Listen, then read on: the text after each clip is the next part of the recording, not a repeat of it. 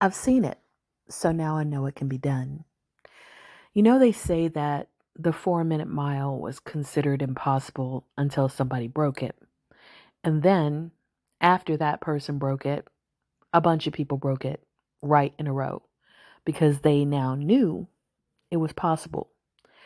And I think that's what's great about living in the information age is that when somebody does something that others didn't think could be done, people see it and then their horizons are expanded. So we're not in the dark about what's possible, but we're also not in the dark about the pitfalls and the drawbacks and the consequences of things.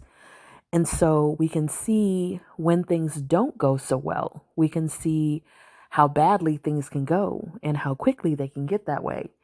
And that also is a form of information that can help people make good decisions.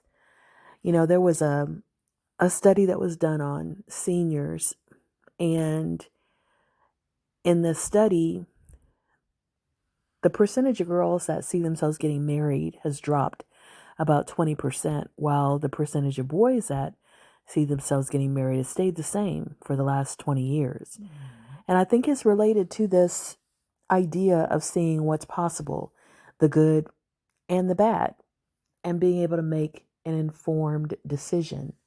And I think that sometimes people don't like others, especially children, having access to information because they want for people to make decisions in the same kind of vacuum that they did. You know, our parents raised us with the information they had. Their parents raised them with the information they had. And now people don't have to just rely on the information that their parents give them or their school or their community. They have access to the entire world. They have access to the internet and libraries and research and even their own brains. And for some people who are concerned with maintaining the status quo and things staying the same, they don't like that. They don't like that access. They don't like that children and young people can go off to school, go off to college, and be exposed to new ideas because they like control.